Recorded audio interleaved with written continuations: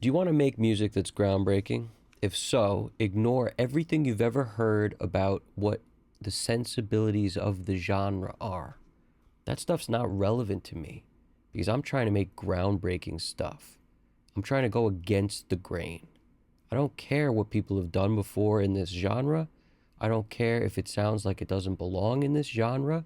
I don't care.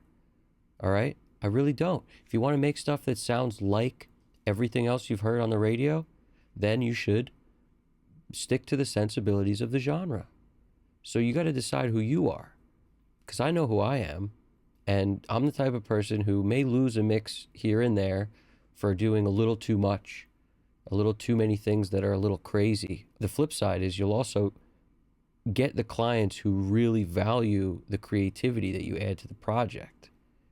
Jason Joshua mentioned something that I found amazing. He said, you're trying to be the mixer that deserves that royalty. In other words, the producer gets his percentage, and you get your percentage. As a mixer, you could get your percentage if you're worth it. But if you're just somebody who twists the knobs and makes stuff sound like a bunch of other people can do, you're not as valuable as the guy who's going to do something where people go, wow, what is going on? I love this. What is that? We didn't have that there, but that's there now, and it's amazing. I'm always going for that. But let me throw in another flip side to this coin.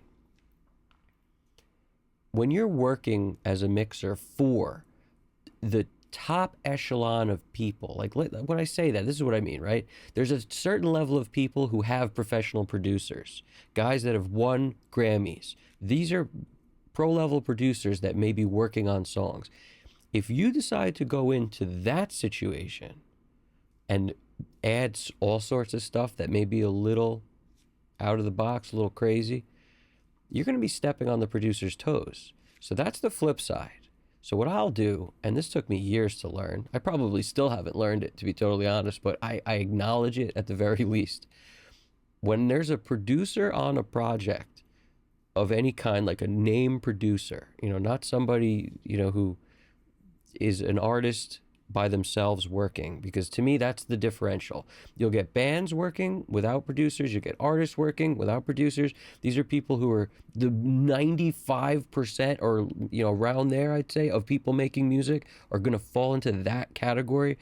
That's the bulk of the people you'll work with, because that's the bulk of the people out there. The top 5%, or like let's roll it back a little, maybe 10%, 5% of people will have a producer who's somebody who's imparted their sound signature, their help, their ideas onto this project. In that rare case, maybe ease back on your ideas a little bit. It hurts me to even say that. I can't even say it without like making a little bit of a face, because it goes against like everything I believe to do that. But what I found is when you do work with those people, you won't get the gig. They won't like it as soon as you start adding crazy stuff to the mix. Because you could have the best ideas ever, but if that producer thinks you're stepping on his toes, they're not great ideas anymore. So that's where what you run into is an issue, because there's other people that have been involved in creating that sound, and now here you come along, and instead of just making what they did sound good, which is what they're thinking that you're going to do, you're actually changing it. So one, they didn't expect it. Two, now their opinion of whether it's good or not is going to weigh in. Three, there's egos that get involved, because are you doing something that it may be good, but if the producer's not really listening to the whole, if they're not listening to the entire thing as a whole, they're just thinking, oh, he changed this, and I was expecting this, or what happened to that thing we did, and what about that? If they're doing that, you're never going to win. You're fighting an uphill battle. That's the time you back off on your ideas a little bit, right? And it hurts me to even say it, but the rest of the time, which is the bulk of the people you're going to be working with, there's really no reason not to try to go as far as you can go with your ideas on how to make stuff better. I believe this 100%, because I'm not concerned, like I said, with the sensibilities of the genre, not in the least. I want it to sound good to me, all right? The flip side to this slightly is that if you're doing hip hop, maybe you need more low end than if you're doing, a light rock album. I get it. Maybe country is not going to have the same amount of low end as some hip hop stuff. And this is the thing. In today's world, rap, pop, you're going to have 808s and you're going to have things like that. So there's going to have to be room for it. And it's going to have a different type of sound where that stuff dominates the mix more than if you had a very pokey kick drum, that's played like a real acoustic kick drum, like a guy sitting there on the drums hitting the kick drum. It's going to sound different. Like no matter how you look at it, when Danny Carey plays drums, those drums are going to sound different than if there was an 808 in place of it. So you're going to have to mix for that. But that's not what I mean by sensibilities of the genre. What I mean is, don't try to make your stuff sound like anybody else. I'm a fan of referencing stuff, but there's a right way to reference stuff. And in my opinion, you try to emulate a feeling. The feeling is what you're going for.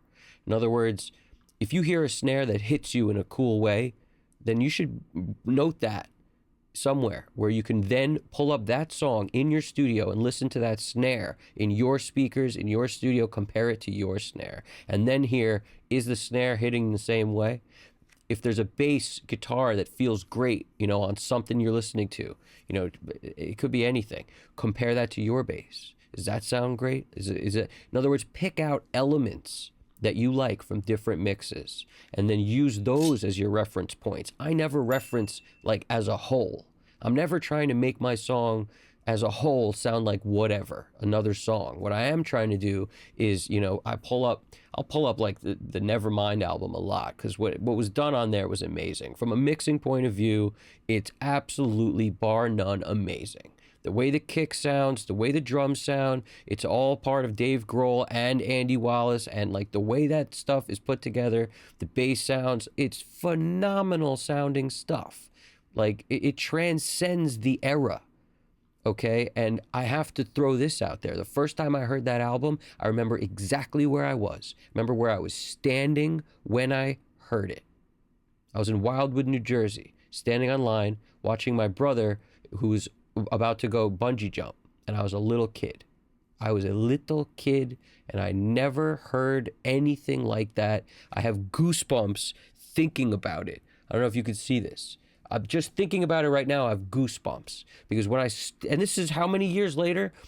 The point is, nothing sounded like that at the time. Nothing. And I remember just being a kid being like, what am I listening to? When it started being played out of the cruddy speakers that weren't very good at the top of some, fair booth where with the ring toss or the whatever, like coming out of the top of somebody had a giant boom box, whatever it was. I'm standing, 50 feet away or whatever, listening, going, what is that? What is this amazing music? And that's the point. It sounded so good, but also different. And that's what you get when you go against the grain. When you don't try to make your stuff sound like everybody else. You can change everything. You can become something amazing. The song can become that. And then you become that as a part of being a part of the song. And then guess what happens? The mainstream, the sensibilities of the genre, they then expand to include you. Now everybody wants to sound like you. How could you want anything else? How could anybody who does this want anything else than that? In my opinion, that's what we all want. At least that's what I want. I want that. So I'm never trying to sound like anybody else. I'm trying to make it as good as I could possibly make it sound. And any ideas I have to make that happen, I'm going to do them. I'm not in the least bit scared of anybody telling me this is too much this is too much that, too much ear candy, too much this, whatever it is, and I'm thinking it needs it, I'm going to do it. I'm going for excitement. I'm going for a feeling. I'm going for changing people's lives. I'm going for a 20-year-old memory. Maybe more than that. What was that, 30 years ago? I don't know. The point is, I'm going for a memory in everyone's mind the first time they ever heard an AC/DC record, the first time they ever heard Back in Black. You tell me you didn't feel that? I felt this way the first time I heard Even Flow, also by Pearl Jam. There's a lot of things that hit me this way, like through time, where I could remember exactly where I was when I was first enjoying it. And that's mostly because, in my opinion, people did stuff that was against the grain. It could be the artist, it could be the mixer, it could be the producer, it could be a bit of everything. But the point is, if artists don't have that guy who's helping them and you are the guy, they bring it to you and they're willing to pay you to make it great because they know it needs a great mix, but they can't afford the great producer. They can't afford Michael Beinhorn. They can't afford Rick Rubin. What are you going to do? You're going to make it as great as you can. At least if you're on this channel checking out what's really good, that's probably what you're going to do, because that's what I would do. I would make it as great as I freaking can. Pull out all the stops, act like the artist is here, act like I am producing this thing, even if I'm just mixing it, because I don't care. I just want to make it amazing. That's all I care about.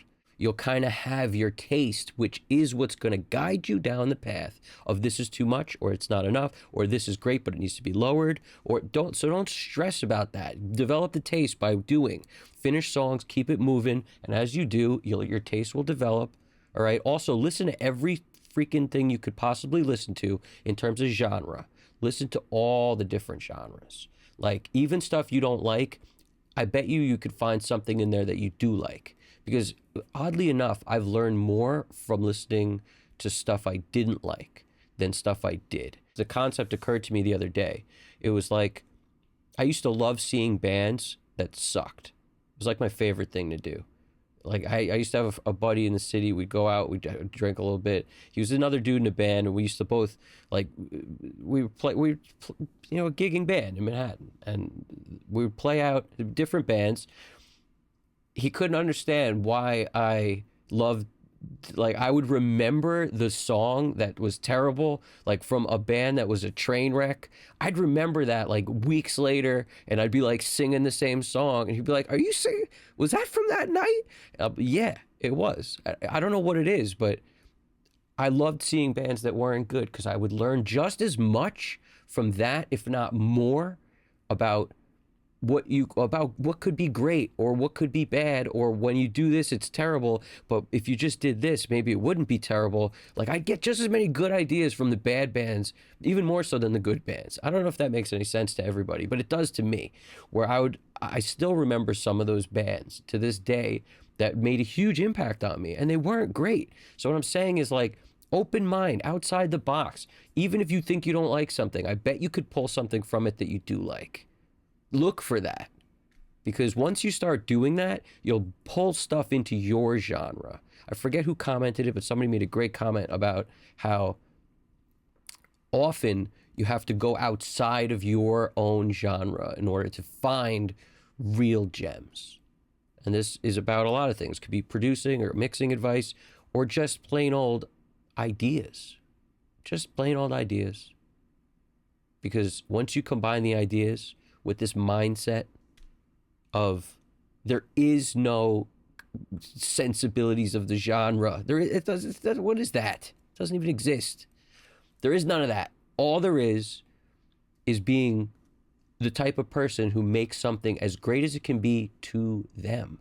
In other words, to me, it's as great as I can make it. I make me like it. And then if my taste jives, then I think everybody will like it. You see what I'm saying?